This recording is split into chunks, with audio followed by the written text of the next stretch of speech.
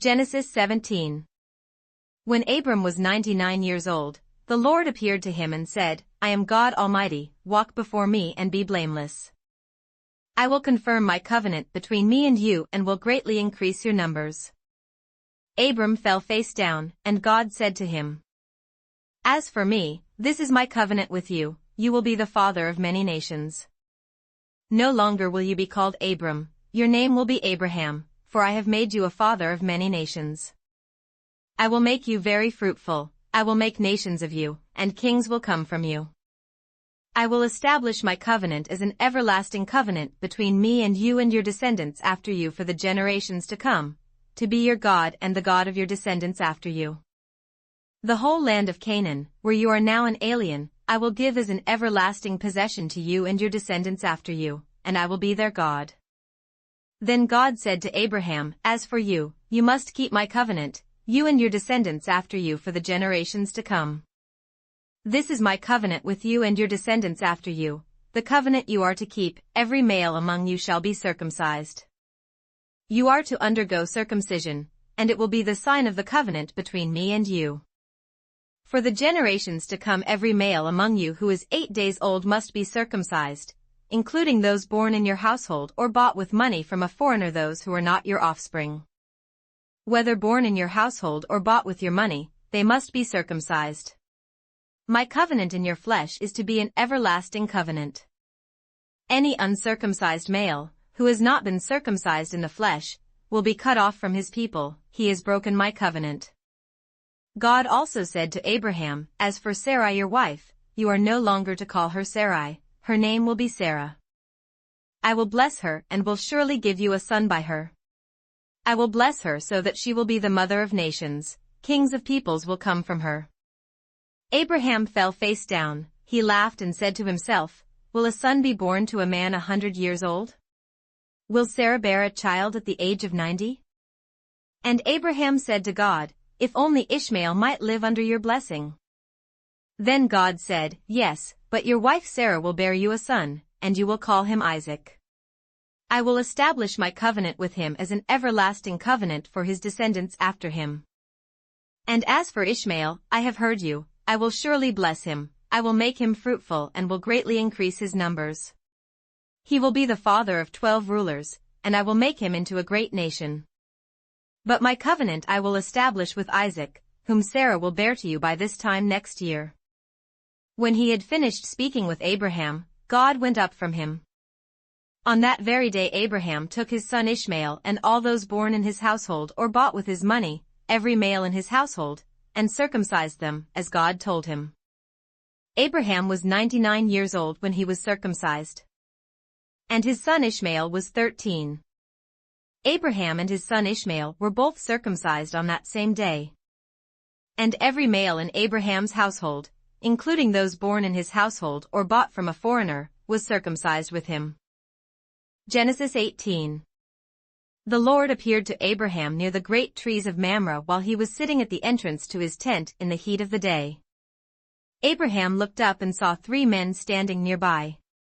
When he saw them, he hurried from the entrance of his tent to meet them and bowed low to the ground. He said, If I have found favor in your eyes, my Lord, do not pass your servant by. Let a little water be brought, and then you may all wash your feet and rest under this tree. Let me get you something to eat, so you can be refreshed and then go on your way now that you have come to your servant. Very well, they answered, do as you say. So Abraham hurried into the tent to Sarah. Quick, he said, get 3 seahs of fine flour and knead it and bake some bread. Then he ran to the herd and selected a choice, tender calf and gave it to a servant, who hurried to prepare it. He then brought some curds and milk and the calf that had been prepared, and set these before them. While they ate, he stood near them under a tree. Where is your wife Sarah? They asked him. There, in the tent, he said. Then the Lord said, I will surely return to you about this time next year, and Sarah your wife will have a son. Now Sarah was listening at the entrance to the tent, which was behind him. Abraham and Sarah were already old and well advanced in years, and Sarah was past the age of childbearing. So Sarah laughed to herself as she thought, after I am worn out and my master is old, will I now have this pleasure? Then the Lord said to Abraham, Why did Sarah laugh and say, Will I really have a child, now that I am old? Is anything too hard for the Lord? I will return to you at the appointed time next year and Sarah will have a son. Sarah was afraid, so she lied and said, I did not laugh. But he said, Yes, you did laugh. When the men got up to leave, they looked down towards Sodom, and Abraham walked along with them to see them on their way. Then the Lord said, Shall I hide from Abraham what I am about to do? Abraham will surely become a great and powerful nation, and all nations on earth will be blessed through him. For I have chosen him, so that he will direct his children and his household after him to keep the way of the Lord by doing what is right and just, so that the Lord will bring about for Abraham what he has promised him. Then the Lord said, The outcry against Sodom and Gomorrah is so great and their sin so grievous, that I will go down and see if what they have done is as bad as the outcry that has reached me. If not, I will know. The men turned away and went towards Sodom, but Abraham remained standing before the Lord. Then Abraham approached him and said, Will you sweep away the righteous with the wicked? What if there are 50 righteous people in the city? Will you really sweep it away and not spare the place for the sake of the 50 righteous people in it? Far be it from you to do such a thing, to kill the righteous with the wicked, treating the righteous and the wicked alike. Far be it from you. Will not the judge of all the earth do right? The Lord said, If I find 50 righteous people in the city of Sodom, I will spare the whole place for their sake. Then Abraham spoke up again, Now that I have been so bold as to speak to the Lord, though I am nothing but dust and ashes. What if the number of the righteous is 5 less than 50? Will you destroy the whole city because of 5 people? If I find 45 there, he said, I will not destroy it. Once again he spoke to him, What if only 40 are found there? He said, For the sake of 40, I will not do it. Then he said, May the Lord not be angry, but let me speak.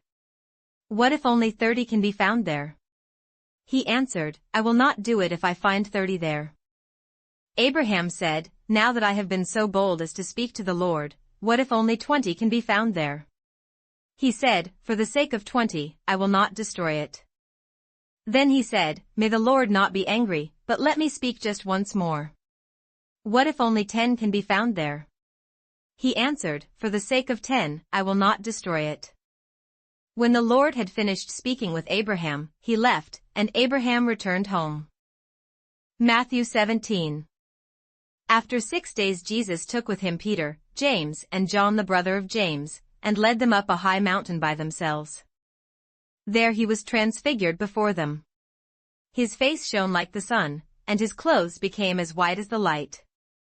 Just then there appeared before them Moses and Elijah, talking with Jesus. Peter said to Jesus, Lord, it is good for us to be here.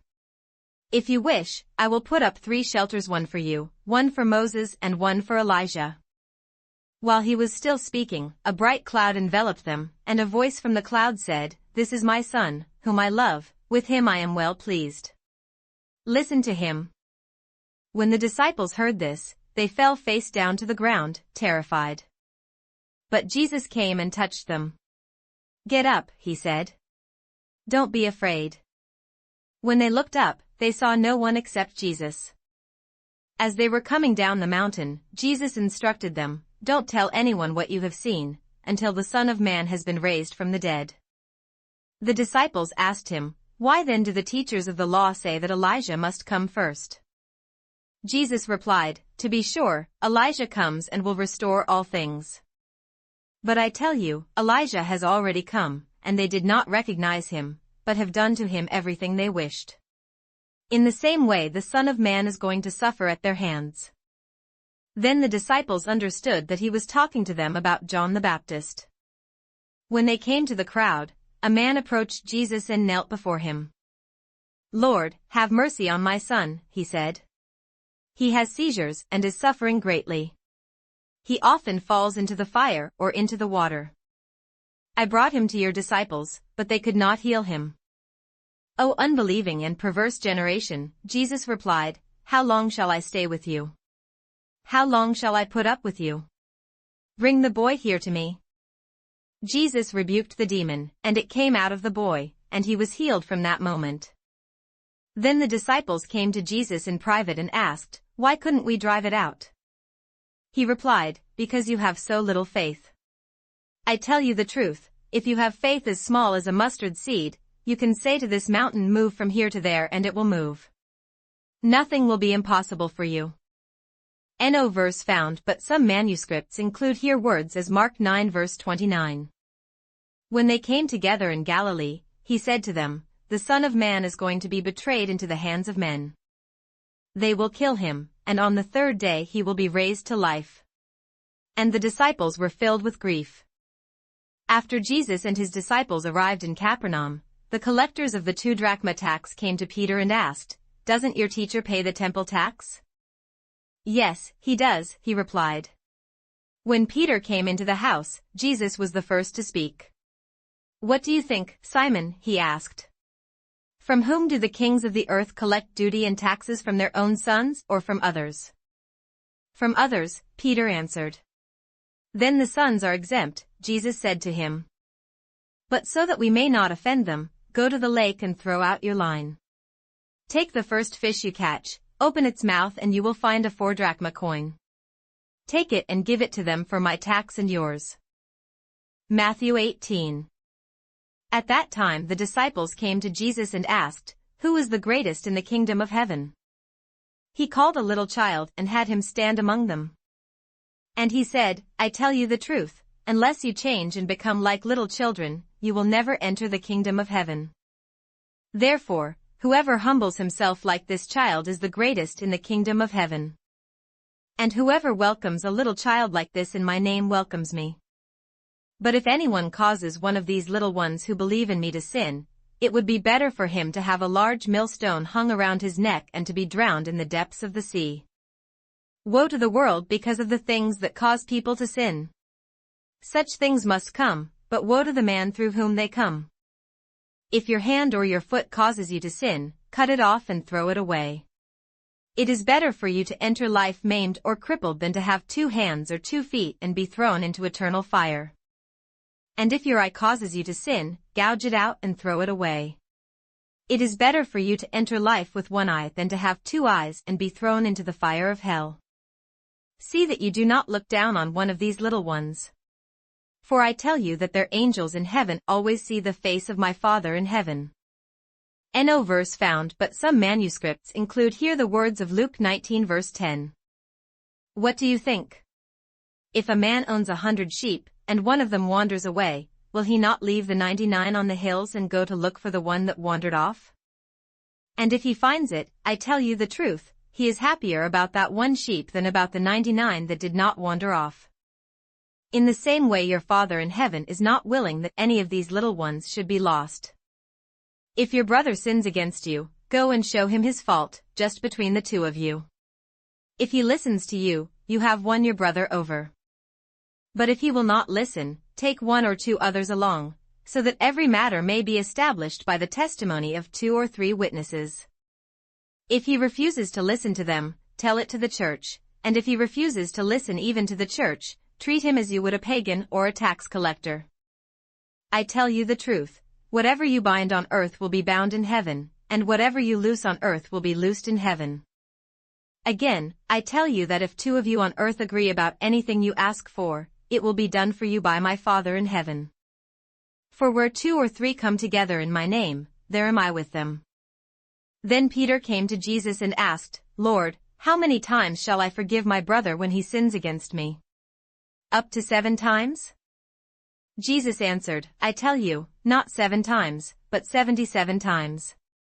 Therefore, the kingdom of heaven is like a king who wanted to settle accounts with his servants. As he began the settlement, a man who owed him 10,000 talents was brought to him. Since he was not able to pay, the master ordered that he and his wife and his children and all that he had be sold to repay the debt. The servant fell on his knees before him. "Be patient with me," he begged, "and I will pay back everything." The servant's master took pity on him, canceled the debt and let him go. But when that servant went out, he found one of his fellow servants who owed him 100 denarii. He grabbed him and began to choke him. Pay back what you owe me, he demanded. His fellow servant fell to his knees and begged him, be patient with me, and I will pay you back. But he refused. Instead, he went off and had the man thrown into prison until he could pay the debt.